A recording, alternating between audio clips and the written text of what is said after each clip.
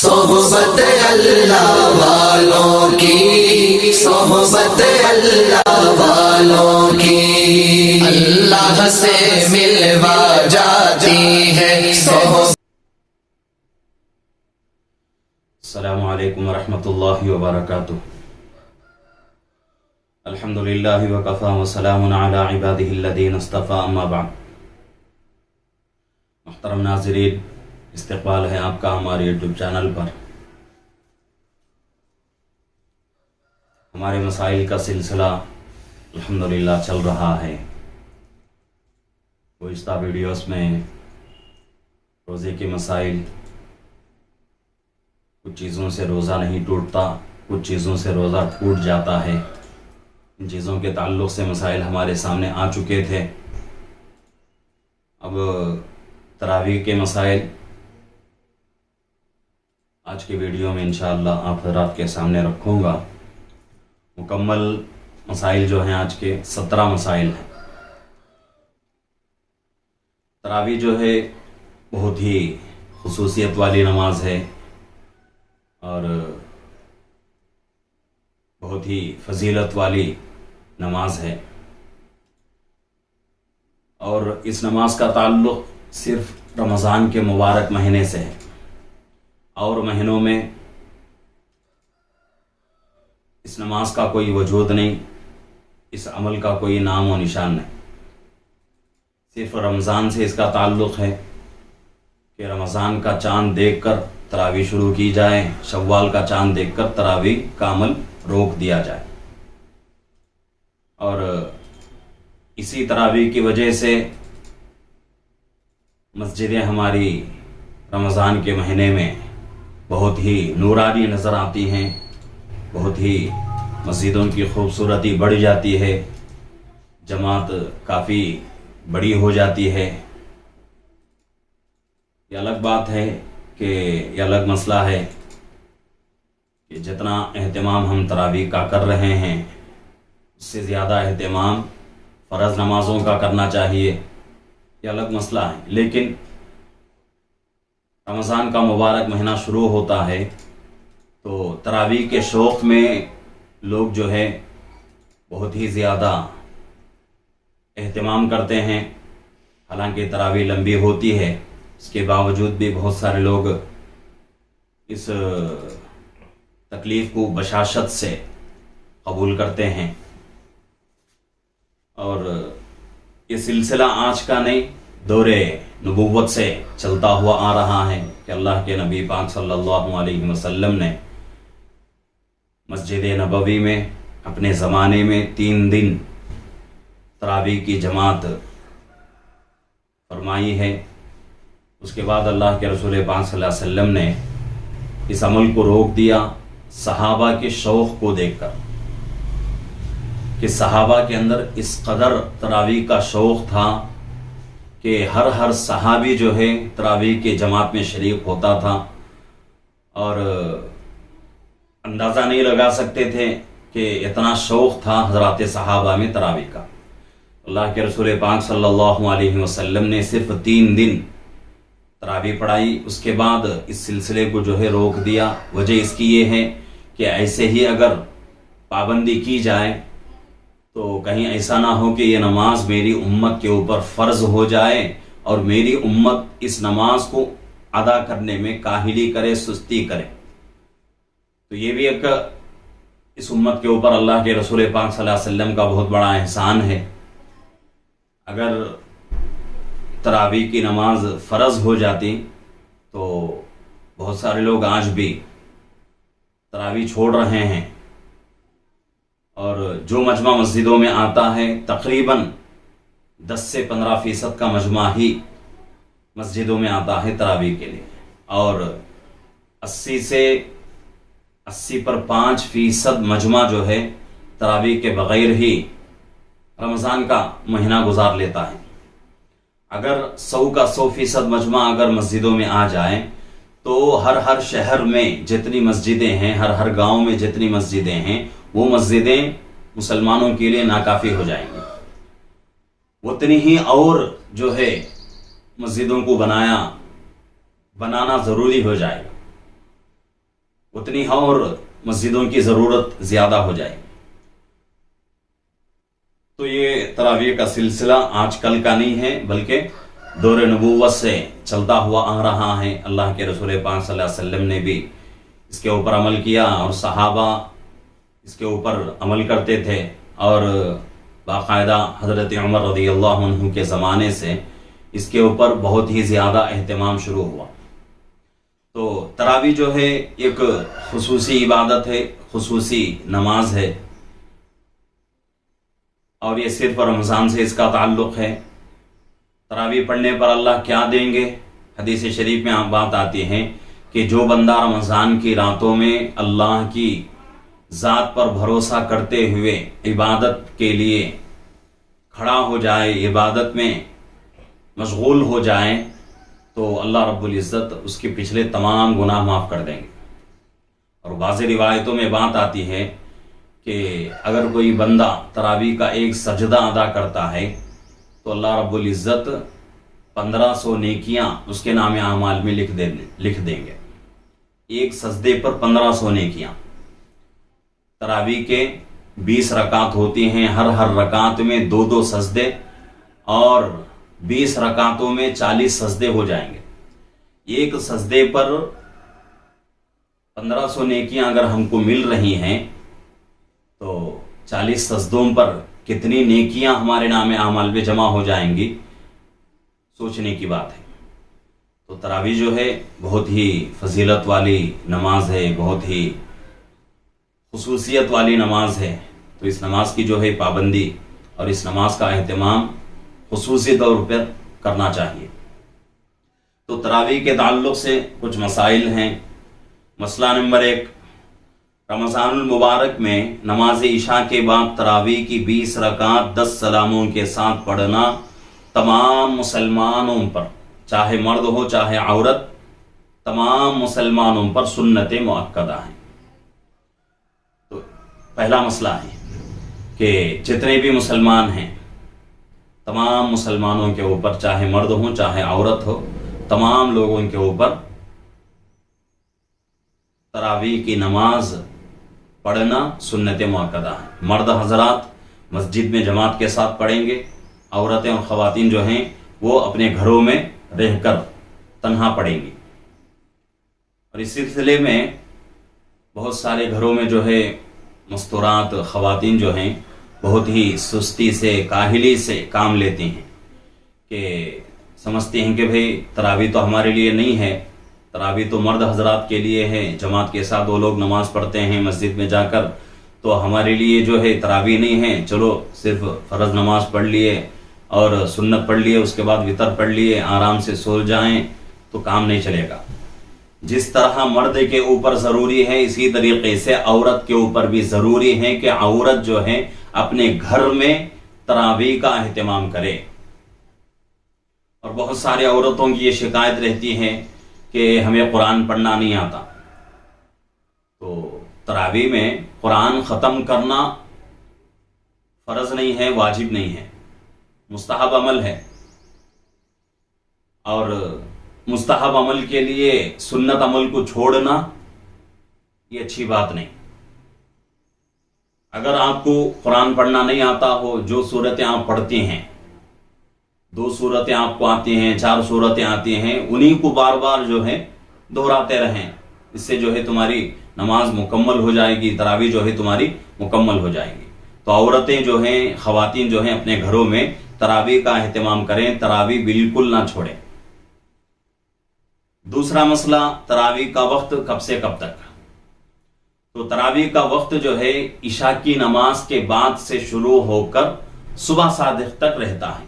यानी तहज्जुद का जो आखिरी वक्त है, सहरी का जो आखिरी वक्त है, उस वक्त तक तरावी का वक्त रहता है। इसके दरमियान कभी भी हम जो है तरावी पढ़ सकते हैं। मसला नंबर 3, तरावी की जमात मस्जिद में सुन्नती किफाया है। तरावी की जमात मस्जिद में सुन्नती किफाया है। अगर किसी महल्ले में, किसी मस्जिद में जो है तरावी की जमात नहीं होती, तो उस महल्ले वालों के ऊपर क्या हुक्म लगाया जाएगा। तो شریعت یہی کہتی ہے کہ بھئی جس محلے میں مسجد ہے اور اس مسجد میں تراویح کی جماعت نہیں ہوتی تو پورے محلے والے گنہگار ہو جائیں گے، پورے محلے والے گنہگار ہو جائیں گے۔ اگر مسجد نہیں ہے تو وہ الگ بات ہے، لیکن مسجد ہوتے ہوئے اگر اس مسجد میں تراویح کی نماز نہ ہو تو یہ جو ہے پورے محلے والے اس گناہ میں آ جائیں گے۔ ہاں، کبھی ایسی مجبوریاں آ جاتی ہیں جو ہمارے اختیار میں نہیں رہتی، جیسا کہ زمینی یا آسمانی کوئی آفات آ گئیں، کوئی جو ہے مصیبتیں آ گئیں، یا پھر حکومت کے طرف سے کوئی قانون آ گیا، حکومت کے طرف سے جو ہے کوئی ایسا جو ہے ضابطہ بن گیا، ایسا جو ہے رول پاس ہو گیا جس سے جو ہے ہم تراویح میں مسجد میں جو ہے تراویح کی نماز جماعت کے ساتھ نہیں پڑھ سکتے، یہ الگ بات ہے۔ لیکن ایسی کوئی مجبوری نہیں ہے، زمینی اور آسمانی آفات بھی ہمارے اوپر نہیں ہیں، آزادی کا موقع چل رہا ہے۔ ایسے میں اگر کسی محلے میں اس محلے کی مسجد میں تراویح کی جماعت نہ ہو تو پورے محلے والے جو ہیں گنہگار ہو جائیں گے۔ یہاں تک کہ مسئلہ لکھا ہوا ہے کہ اگر کسی گاؤں میں مسجد میں اگر تراویح جماعت کے ساتھ نہیں ہوتی تو مسجد کے امام کے اوپر حق ہے کہ مسجد کا امام گاؤں والوں سے قتال کرے، گاؤں والوں سے لڑ کر مسجد کے اندر تراویح کی جماعت شروع کرا دے۔ مسئلہ نمبر 4، تراویح کی نیت ضروری ہے یا نہیں؟ تراویح کی نماز کے لیے تراویح کی نیت ضروری ہے یا نہیں؟ تو اس کا جواب یہی دیا جائے گا کہ بھئی تراویح کے لیے تراویح کی نیت بہت ہی ضروری ہے۔ دوسرے نمازوں کے لیے صرف نماز مطلقاً اگر نیت باندھ لیے تو نماز ہو جائے گی، لیکن تراویح کا مسئلہ ایسا نہیں ہے۔ تراویح کی نماز کے لیے تراویح کی نیت باندھنا ضروری ہے۔ ہر 2 رکعت پر جو ہے نیت باندھے، اور نیت باندھنے کا مطلب یہ بھی نہیں کہ بھئی نیت باندھنے میں جو ہے ہماری تکبیر اولیٰ فوت ہو رہی ہے، یا پھر جو ہے تکبیر اولیٰ فوت ہو کر سورہ فاتحہ بھی ختم ہو رہی ہے، ایسا نہیں کرنا چاہیے، بلکہ دل کے اندر یہ ارادہ ہو کہ میں تراویح کی 2 رکعت سنت مؤکدہ پڑھ رہا ہوں امام کے پیچھے، اور قبلے کے طرف منہ کر کے اللہ کے لیے، یہ نیت جو ہے دل کے اندر ہونا ضروری ہے۔ اور اسی طریقے سے مسئلہ نمبر 5، اگر کسی جگہ مرد عورت تمام لوگ مل کر تراویح کی جماعت میں شامل ہوں تو کیا اس نماز کا حکم کیا ہے؟ امام کے لیے کچھ ضروری ہے کہ عورتیں جماعت میں شامل ہو رہی ہیں تو ان کی بھی جو ہے امامت کی نیت کرے؟ تو شریعت جو ہے یہی جواب دے رہی ہے کہ اگر کسی جگہ مرد اور عورتیں سب جو ہے اکٹھا تراویح پڑھ رہے ہوں، مرد حضرات جو ہے عام طور سے، عورتیں جو ہے پردے کے اندر نماز تراویح پڑھ رہی ہوں، اور سب کا جو ہے ایک ہی امام ہو، تو امام کے لیے ضروری ہے کہ امام مرد حضرات کی جس طرح نیت کرتا ہے امامت کی، اسی طریقے سے عورتوں کی امامت کی نیت کریں تو نماز صحیح ہو جائے گی۔ اس میں کوئی جو ہے حرج والی بات نہیں ہے۔ اسی طریقے سے مسئلہ نمبر 6، اگر امام مرد ہو اور صرف مقتدی جو ہے عورتیں ہوں تو اس طرح جو ہے تراویح کی جماعت کرنا صحیح ہے یا نہیں؟ تو اس کی 2 شکلیں ہیں۔ یہ کہ کیا ان عورتوں میں امام کی محرم عورتیں ہیں یا نہیں؟ ہیں محرم عورتیں تو کوئی مضائقہ نہیں، آرام سے جو ہے امام جو ہے عورتوں کی، صرف عورتوں کی تراویح کی امامت کر سکتا ہے۔ دوسری شکل یہ ہے کہ ان عورتوں میں امام کی محرم عورتیں نہ ہوں۔ محرم عورتیں کون ہیں؟ ماں ہیں، بہن ہے، بیوی ہے، بیٹی ہے، بھانجی ہے، یہ عورتیں جو ہیں نانی ہے، दादी है, ये महरम औरतें हैं। अगर कहीं इमाम जो है सिर्फ औरतों की कहीं इमाम जो है औरतों की ही इमामत कर रहा है तरावी की, तो उस जमात में इमाम के लिए जरूरी है कि उन औरतों में अपने महरम औरतों को भी मुख्तदी बनाए, उसके बाद जो है इमामत करे तो कोई मसला नहीं। अगर किसी जगह इमाम के महरम औरतें नहीं हैं, सिर्फ पूरे मुकम्मल जो औरतें हैं मुख्तदी बन रही हैं पीछे, वो तमाम की तमाम औरतें अजनबियां हैं, तो उस वक्त जो है सिर्फ अजनबी औरतों की इमामत करना मर्द के लिए मकरूह है। तो इस बात को जो है वो हजरात जहन में रखने की जरूरत है जो हजरात जो है औरतों की तरावी की जमात कराते हैं। इसी तरीके से मसला नंबर 7, औरतों की जमात सिर्फ औरतों की, यानी मर्द इमाम नहीं, औरतों की जमात हो रही है और औरतों की इमाम भी औरत बन रही है, तो क्या इस तरह हो सकता है? यानी तो पहली बात तो यह है कि शरीयत के अंदर औरतों की जमात नहीं है, चाहे कोई भी नमाज हो, फर्ज नमाज हो, सुन्नत हो, नफिल हो, कोई भी नमाज हो, तरावी हो, कोई भी नमाज हो, किसी भी नमाज में सिर्फ औरतों की जमात मशरूत नहीं है। हाँ, अगर फिर भी कहीं औरतें ऐसी होती हैं जिनको जो है बहुत ही अनपढ़ होती हैं, उनको नमाज पढ़ने का तरीका मालूम नहीं, कुरान पढ़ने का तरीका मालूम नहीं, कुरान नहीं पढ़ सकती, नमाज नहीं पढ़ सकती, ऐसे जगह मजबूरी है। अगर ऐसी जगह कोई औरत पढ़ी लिखी हुई जिसको कुरान पढ़ना आता हो और नमाज के मसाइल से वाकिफ हो, इमामत के मसाइल से वाकिफ हो, तो वो औरत जो है इमामत कराना चाहे तो उस औरत के लिए शर्त ये है कि वो औरत पीछे जो औरतों की सफ है उस सफ से आगे न बढ़े, बल्कि उसी सफ में बीच में खड़ी हो जाए। जिस तरह मर्द हजरात की इमामत कैसे होती है कि पीछे जो है मर्द हजरात मुख्तदी बनते हैं और इमाम जो है मर्द आगे रहता है।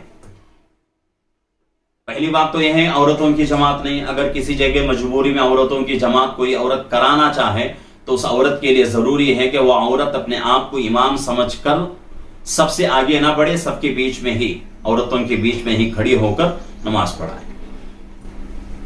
मसला नंबर 8, तरावी की जमात में इमाम ने 2 रकात की जगह 3 रकात पढ़ा दिया, तो उस नमाज का हुक्म क्या है?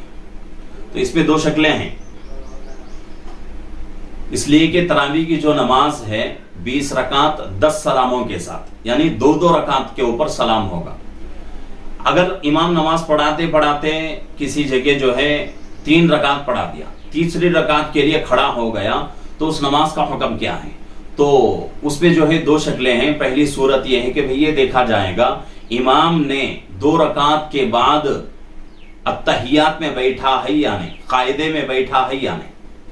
अगर कायदे में बैठा है तो पहली 2 रकातें सही हो जाएंगी, बाद की जो 1 रकात हो रही है वो बातिल हो जाएगी और उसमें जो कुरान का हिस्सा पढ़ा गया है उसको फिर दोहराना जरूरी है। एक शक्ल। और दूसरी शक्ल ये है कि इमाम ने 3 रकात पढ़ा दी, लेकिन दूसरी रकात में कायदा नहीं हुआ, 2 रकात पढ़कर ऐसे ही उड़ गया, जैसे पहली रकात होने के बाद दूसरी रकात के लिए खड़ा होता है, ऐसे ही 2 रकात होने के बाद तीसरी रकात के लिए खड़ा हो गया, कायदे में नहीं बैठा, कायदे वाला अमल नहीं हुआ, तो तीनों रकातें बातिल हो जाएंगी और इन 3 रकातों में जो कुरान का हिस्सा पढ़ा गया है उसको फिर दोहराना जरूरी है। और इसके अलावा मसला नंबर 9, अगर इमाम ने तरावी की 2 रकातों की जगह 4 रकात पढ़ा दी तो उस नमाज का हुक्म क्या है? तो पहले मसला जो गुजरा है 3 रकात वाली नमाज का, हूबहू मसला 4 रकात वाली नमाज का भी है। उसकी भी 2 शक्लें हैं। पहली शक्ल यह है कि देखा जाएगा कि इमाम ने 4 रकात जो पढ़ाई है उसमें से 2 रकात होने के बाद कायदे में बैठा है या नहीं। अगर कायदे में बैठा है तो चारों रकातें सही हो जाएंगी। अगर दूसरी शक्ल इसकी यह है कि अगर कायदे में नहीं बैठा बल्कि तीसरी रकात के लिए खड़ा हो गया, आखिरी रकात में यानी चौथी रकात में कायदा कर लिया, तो इन 4 रकातों में पहली 2 रकातें जो हैं वो बातिल हैं, जायज नहीं, सही नहीं हैं, और बाद की 2 रकातें हैं वो सही हो जाएंगी। और पहली जो 2 रकातें बातिल हो गई, हमारी फासिद हो गई, उनमें उन 2 रकातों में कुरान का जो हिस्सा पढ़ा गया है उसको फिर दोहराना जरूरी है। तो थोड़ा सा फर्क है, तो बहुत ही गौर से जो है सुनने की जरूरत है ये मसला कि अगर 2 रकात की जगह 3 रकात पढ़ा दिया, 2 रकात के ऊपर इमाम ने कायदा नहीं किया, तशहुद में नहीं बैठा, तहियात में नहीं बैठा, तो तीनों रकातें बातिल और तीनों रकातों में कुरान जो पढ़ा गया है उसको दोहराना जरूरी। अगर 2 रकात के बाद कायदे में बैठकर तीसरी रकात के लिए खड़ा हो गया है तो पहली 2 रकातें सही, बाद की जो 1 रकात है तीसरी रकात वो बातिल हो जाएगी। उसमें जो कुरान पढ़ा गया है उसको दोबारा लौटाना जरूरी है।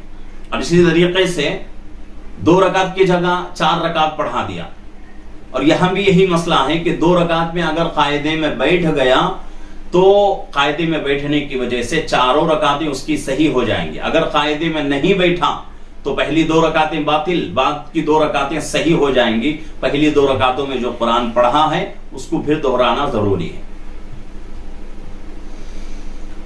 और इसी तरीके से मसला नंबर 10, तरावी के 4 रकात के बाद तरवीहा होता है, कुछ देर बैठा जाता है, क्या उसका हुक्म क्या है? तो इस अमल के ताल्लुक से शरीयत के अंदर कोई ऐसी बात नहीं है कि भाई वो फर्ज है, वाजिब है, सुन्नत है, ऐसी कोई बात नहीं। पसंदीदा अमल है, मुस्तहब अमल है। कुछ देर आराम कर ले, 4 रकात जो है तरावी की जो आम जो नमाजें हैं उन नमाजों से, उन रकातों से तरावी की नमाज जो है लंबी होती है, तरावी की रकातें लंबी होती हैं, तो 4 रकात पढ़कर कुछ सेकंड के लिए बैठ जाए और पानी वगैरह पी ले तो ये बेहतर है, पसंदीदा अमल है। और इसी तरीके से मसला नंबर 11, तरावी की कुछ रकातें छूट गई तो उनको अदा करने का तरीका क्या है? एक आदमी ऐसी हालत में आया, उस वक्त आया मस्जिद में जबकि तरावी की 4-6 रकातें हो चुकी थीं, तो वो आदमी अब क्या करेगा? तो छूटी हुई रकातें उसकी जो हैं तरावी की वो कब पड़ेगा? तो उसके लिए जो है ये तरीका बताया गया है शरीयत के अंदर। मसला लिखा हुआ है कि अगर किसी की तरावी की कुछ रकातें छूट जाएं तो छूटी हुई रकातें तरवीहा जो होता है, यानी हर 4 रकात में जिस जो वक्त हम जो है थोड़ी देर के लिए बैठते हैं उस वक्त में अपनी छूटी हुई रकातें मुकम्मल कर ले। अगर तरवीह के लिए इतना वक्त नहीं मिलता तो जिसमें जो है छूटी हुई रकातें मुकम्मल कर लें, तो ऐसे वक्त में जरूरी है कि जमात के साथ अपनी तरावी मुकम्मल कर ले, जमात के साथ वितर पढ़ ले, वितर पढ़ने के बाद अपनी छूटी हुई जो तरावी की रकातें हैं उनको मुकम्मल कर ले। मसला नंबर 12, अगर किसी की तरावी में छूट जाए, उसका वक्त अगर किसी की तरावी छूट जाए, यानी कोई आदमी ऐसा है कि भाई सफर में चला गया या फिर जो है किसी काम में ऐसा मशगूल हो गया कि उसको याद ही ना रहा तरावी का, तो तरावी जो है जमात से हो गई, तो वो आदमी क्या करे? तो उसके लिए जरूरी है कि वो तन्हा जो है तरावी पढ़ ले, और तरावी का वक्त सुबह सादिक तक रहता है, यानी सहरी के आखिरी वक्त तक रहता है। लेकिन कभी कभी क्या होता है, मजबूरियां ऐसी आती हैं कि रात में भी आदमी नमाज नहीं पढ़ सकता, सफर की हालत में है, तो या फिर जो है बीमार हो गया, तो कुछ मजबूरियां होती हैं जिसकी वजह से आदमी जो है सुबह सादिक तक, सहरी के आखिरी वक्त तक भी तरावी मुकम्मल नहीं कर सका। तो क्या उस आदमी के लिए जरूरी है कि वो आदमी अपनी छूटी हुई तरावी जो है उसकी कज़ा करें? تو شریعت جو ہے اس کی اجازت نہیں دیتی. شریعت کہتی ہے کہ بھئی قضا صرف فرض نماز کی ہوگی اور وتر کی ہوگی، اس کے علاوہ کسی نماز کی قضا نہیں ہے. تراویح کی جو ہے قضا نہیں ہے. اگر وقت نکل گیا تو سمجھو کہ وہ نماز جو ہے چھوٹ گئی ہماری، اس کی جو ہے کوئی قضا نہیں ہے. بعد میں دوسرے دن ایسا نہیں سوچنا چاہیے کہ آج نہیں تو کیا کل جو ہے مجھے وقت رہے گا میں اس کو پڑھ لوں گا. نہیں، اس کا وقت جو ہے سحری کے آخری وقت تک ہے. اس کے درمیان اگر پڑھ لیا تو پڑھ لیا، نہیں تو وہ نماز جو ہے اس کی چھوٹ گئی، اس کی قضا نہیں. مسئلہ نمبر 13، اگر کوئی ایک جگہ مکمل تراویح پڑھ لیا، ایک مسجد میں، شہروں میں کیا ہوتا ہے کچھ مسجدوں میں تراویح کی جماعت جلدی ہوتی ہے اور کچھ مسجدوں میں تراویح کی جماعت دیر سے ہوتی ہے. وجہ اس کی یہ ہوتی ہے کہ بھئی عشاء کی نماز جو ہے کچھ مسجدوں میں جلدی رہتی ہے، کچھ مسجدوں میں دیر سے رہتی ہے. وہاں کے جو ہے حالات کے اعتبار سے، وہاں کے موقع محل کے اعتبار سے جو ہے مسجد والے جو ہے طے کر لیتے ہیں کہ کون سے وقت میں ہم کو عشاء کی نماز پڑھنا ہے. تو عشاء کے بعد جو ہے تراویح ہوتی ہے. تو کسی مسجد میں جو ہے جلدی تراویح ہو جاتی ہے. اگر کوئی آدمی ایسا ہے کہ ایک مسجد میں جہاں تراویح جلدی ہوتی ہے وہاں مکمل تراویح پڑھ لیا، پڑھ کر پھر اس مسجد میں جا رہا ہے جہاں دیر سے تراویح ہوتی ہے اور جا کر اس تراویح میں شریک ہونا چاہے تو اس کے لیے کیا حکم؟ تو شریعت اس کے لیے کوئی جو ہے زور زبردستی نہیں کرتی کہ بھئی نہیں پڑھنا چاہیے، ناجائز ہے، حرام ہے، ایسی کوئی بات نہیں.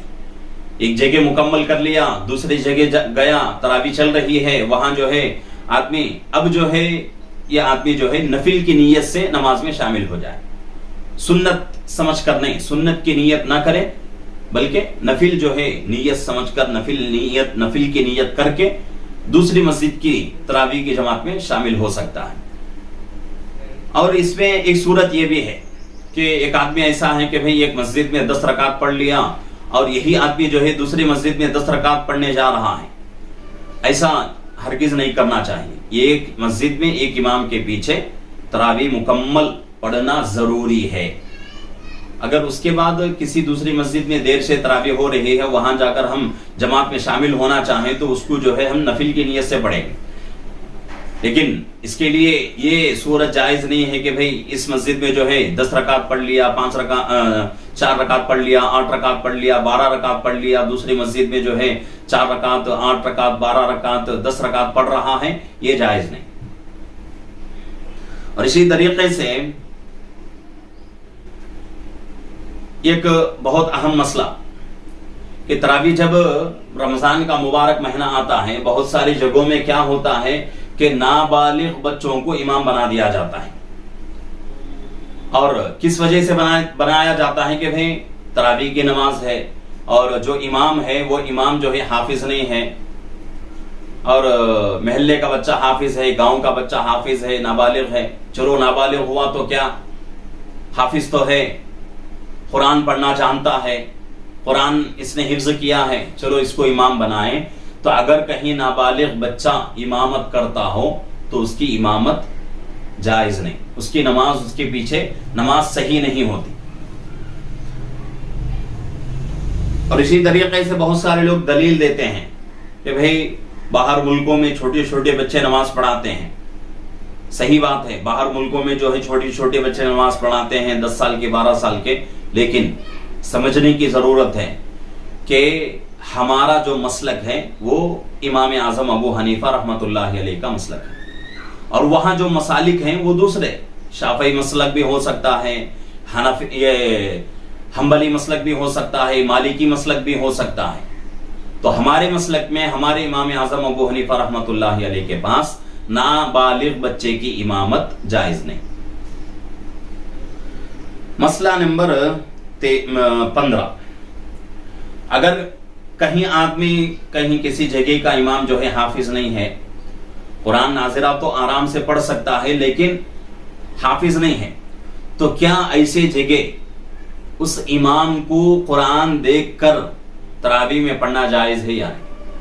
تو ہمارے امام صاحب رحمۃ اللہ علیہ کے پاس قرآن دیکھ کر پڑھنا نماز میں جائز نہیں. اگر ایسا کریں گے تو یہ عمل کثیر ہو جائے گا، اس سے ہماری نماز فاسد ہو جائے گی، باطل ہو جائے گی، نماز ہماری نہیں ہوتی. دیکھ کر پڑھنا قرآن نماز میں جائز نہیں. اور اسی طریقے سے مسئلہ نمبر 16، تراویح میں قرآن پڑھتے پڑھتے سجدے کی آیت آ گئی تو امام نے سجدہ کر لیا. سجدہ ہونے کے بعد امام سیدھا کھڑا ہوتا ہے، قیام کی طرف لوٹتا ہے. لوٹ کر امام نے بجائے قرآن پڑھنے کے سورہ فاتحہ پڑھنا شروع کیا. سورہ فاتحہ کے بعد آگے جو ہے قرآن کا جو حصہ ہے اس کو پڑھنے لگا. تو کیا اب یہ نماز ہماری صحیح ہوئی یا نہیں؟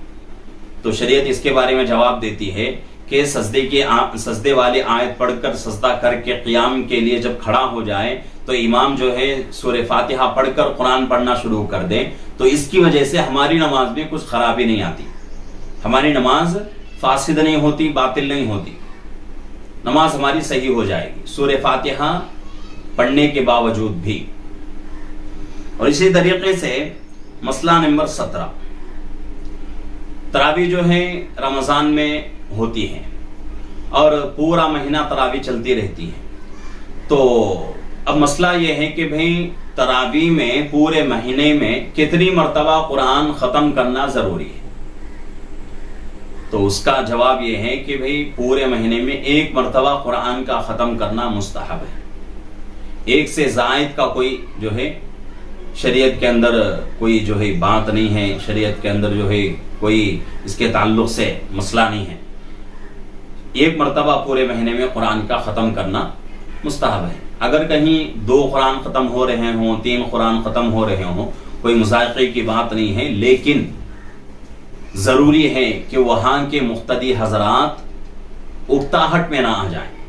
اگر مقتدی اکتاہٹ میں آ رہے ہیں تو امام کے لیے ضروری ہے کہ امام پورے مہینے میں ایک قرآن ختم کرے، ایک قرآن ختم کرے. سے اگر مقتدین کی خواہش ہے، سب کی خواہش ہے کہ بھئی 2 قرآن ہم ختم کریں گے، 3 قرآن اگر ہم جو ہے تراویح میں ختم کریں گے اور امام بھی اس کے اوپر راضی، مقتدی بھی راضی، دونوں کو جو ہے کسی قسم کی کوئی پریشانی نہیں، امام بھی پڑھانے کے لیے تیار، مقتدی بھی پڑھنے کے لیے تیار، تو کوئی جو ہے مذائقے کی بات نہیں ہے. لیکن میں سمجھتا ہوں کہ آج کل کے زمانے میں ایک مرتبہ قرآن اگر ختم ہو تو یہ بھی ہمارے لیے بہت بڑی نعمت.